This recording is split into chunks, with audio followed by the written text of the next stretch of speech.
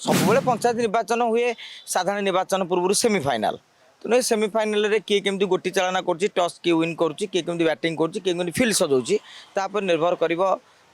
राज्य राजनीतिर दिग ए सरपंच आसिक चेयरमैन आजेडी सी बर्तमान बीजेपी से पोजिशन रे ना नाई केवल दलर चिंता विचारधारा अनुसार आस चेयरमैन हूँ म्यूनिसिपालिटी चेयरमैन हूँ एम समस्त बर्तमान भारतीय जनता पार्टी आड़ को मुहाई एथर पंचायत निर्वाचन सबुबले पंचायत निर्वाचन हुए साधारण निर्वाचन पूर्व सेमिफाइनाल तेणु सेमिफाइनाल किए केमती गोटी चालना कर टॉस किए विन कर बैटिंग कर फिल्ड सजाऊपर निर्भर कर राज्य राजनीतिर दिग आगामी पंचायत निर्वाचन में भारतीय जनता पार्टी पल्ला भारी रमें एबेठर कहीदे पारिबा बाजा बाजिले गोड़ उठे तेणु जेहेतु पंचायत निर्वाचन बाजा बाजवाक जाऊँगी तेणु ता पूर्व सब प्रकार प्रस्तुति हम विजु जनता दल 2022 पंचायत निर्वाचन एक पाखिया भाव बाजीमात करता किंतु 24 गड़ी पड़े बर्तमान से टेंशन में कहीं आप देखुए पंचायत स्तर में सरपंच हूँ समीक्षक हूँ ब्लॉक अध्यक्ष हूँ काउंसिलर हूँ उपाध्यक्ष माने एनएस चेयरमैन हूँ म्यूनिसिपालिटी चेयरमैन हूँ समस्ते बर्तमान भारतीय जनता पार्टी आड़ को मुहाई सेपटे जहाँ को लेकिन भारतीय जनता पार्टी भी गोटे द्वंद्व नुआ कर्मी और पुराणा कर्मी कहीं काली लड़ब किए ए सरपंच आसिक चेयरमैन आजेडी सी बर्तमान बीजेपी से पोजिशन रे ना नाई केवल दलर चिंता विचारधारा अनुसार आस नवीन पट्टनायक 24 मसीह बुलिले नहीं बोली विजु जनता दलर गोटे 3-4% भोट कमिगला जो दल क्षमता रू पलैला तेणु नवीन बाबू अनुमान कर दल नेता मैंने परामर्श देते आपण मैंने बर्तमान आगे आगू को जातु नवीन पट्टनायक आगू को आसी पंचायत निर्वाचन में प्रचार करेंगे विभिन्न अंचल को जी से भावुं विजु जनता दल पुणी मजबूत हो पार जो रेट्रे बर्तमान लोक दल छाड़ुं भारतीय जनता पार्टी आड़ को जाऊँच रोकने नवीन बाबू गोटे योजना करपटे कांग्रेस तांकर विधानसभा भल नाला कि पंचायत भल ना कि ट्राइबल बेल्ट रे कि उपकूल बेल्ट रे जो टाणुआ नेता अच्छे परफॉर्मेंस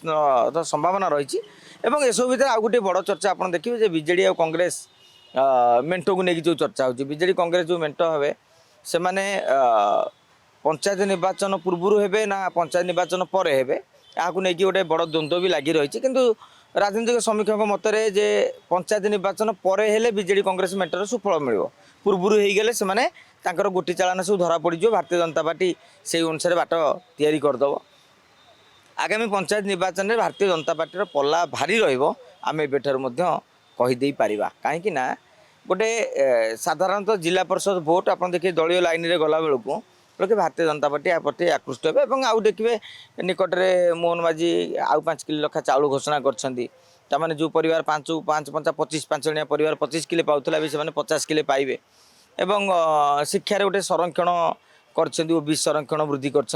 जिते समालोचना हेले भी भोट राजनीति रे पब्लिक समालोचना और भोट भितर गोटे बड़ व्यवधान रही एथर पंचायत निर्वाचन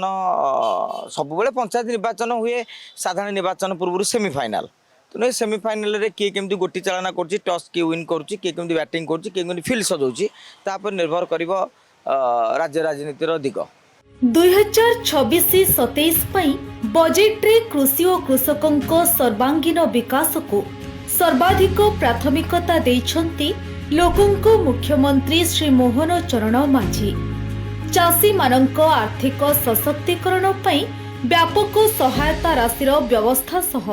कृषि क्षेत्र रे आधुनिक ज्ञानकौशल और यांत्रिकीकरण को प्रोत्साहन देबा पई अनेक गुरुत्वपूर्ण पदक्षेप ग्रहण करिसंती समृद्ध कृषक योजना पई 6088 कोटी पीएम किसान योजना रे 20,230 कोटी कृषि यांत्रिकीकरण एवं कृषि उद्योग पई 841 कोटी और श्री अन्न अभियान पई 400 कोटी टंकार व्यय बराद करा जायछि। एही बजेट अधीन रे पुष्टि शस्यर चाष और व्यवहार को वृद्धि करने सहित